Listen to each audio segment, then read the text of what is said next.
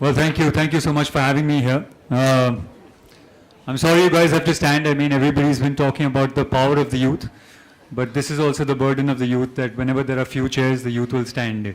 So, I'm speaking out of experience. But it's absolutely wonderful being here, and I have to say I'm six feet completely dwarfed in the presence of such wonderful speakers, and it indeed is a big pleasure to be here and speak in front of them.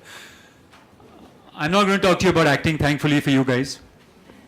I'm going to talk to you about crowdfunding and crowdfunding in a social space, and there is a online platform called Keto.org which I've started. I want to speak to you guys about why I've started it and why I think it's something that can have a social impact. So, Keto was something that came about because of a couple of things that happened in my life, and those things happened simultaneously, and I felt like this was something that was very interesting, and I felt like this is something that could bring about some sort of change. What happened was that about 4 years back, I was shooting in a studio, in Filmistan studio, and while shooting there was this young kid that was roaming around, matted hair, scruffy looking chap, and every day I'd go shooting and I'd see him there. And on the 4th or 5th day, I called him and I asked him, I said, what's your name? So he said, my name is Abbas. And I said, Abbas, who you're here with? Are you somebody's son? Are you working here? So he said, no, I've run away from the village. So I said, you've run away from the village and come to Filmistan studio, and why have you run away from the village? So he said, somebody told me that I have a mama in Ulhasnagar. And, I thought Ulhasnagar was a small place, and I ran away from home with a little money because my grandparents don't love me. I don't have parents. And I reached the station, and the auto rickshaw guy told me that, took me to Filmistan studio and said, this is Ulhasnagar, so go inside. So he went in and he started staying with the light boys and stuff, and he'd eat whatever they gave him. And I felt really bad for this boy, and I felt like I needed to do something for him. So I sort of called up his grandparents and I said, I found Abbas. So they said, we're really sorry, but we can't do anything for Abbas. So if there's something that you can do, we'll be really happy. So I took Abbas to this NGO and I said, can you educate him? I'll pay for the education, but is there something that you can do for him? And they said, yeah, sure, we'll put him through school. So he started studying. He was about 11, 12 years old then, and this is 4 years back. Today Abbas is 16. He's just finished his 10th. He's gone into college. He speaks English.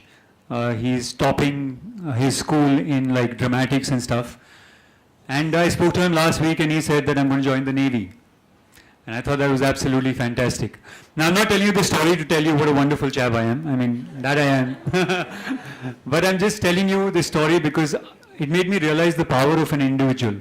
All along I felt like I was restless. I felt like I needed to do something that would change things around.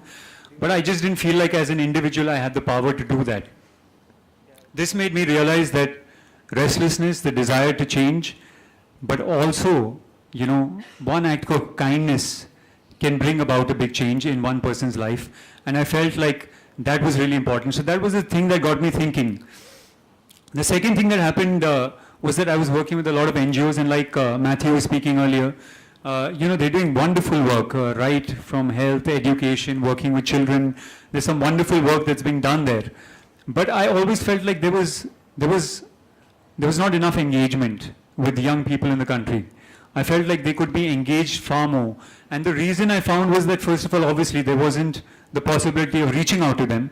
Secondly, I found that, charity is something, and social work is something that's considered serious, is considered something that has a lot of gravity, has a lot of weight attached to it.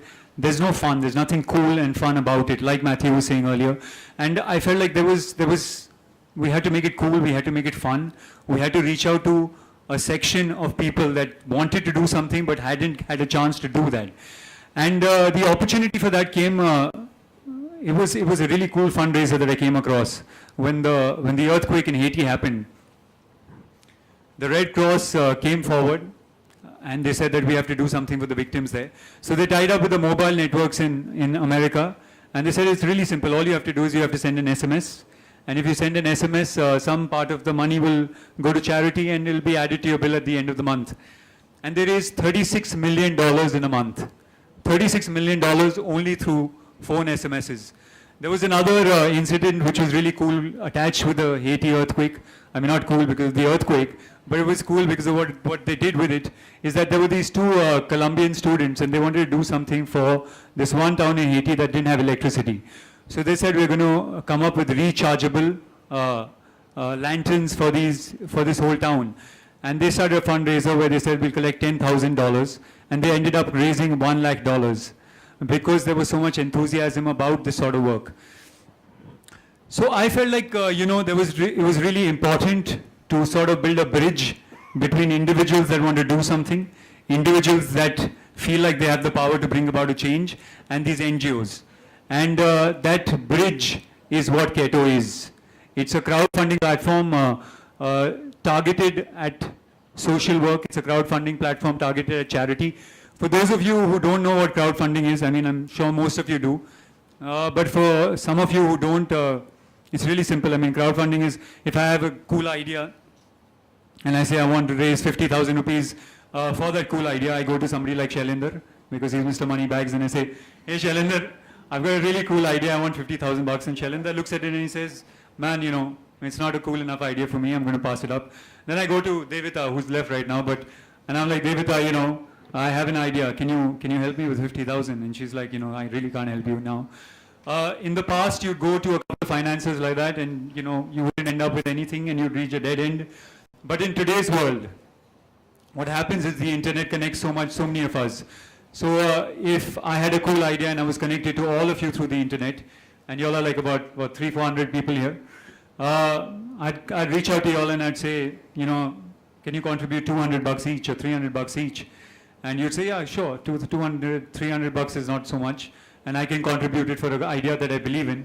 And soon enough, I'd had the 50, 60,000. And that's the power of crowdfunding. And that's the principle that we base Keto in. In the last 8 months since we've launched the platform, we've ended up doing quite a few fundraisers.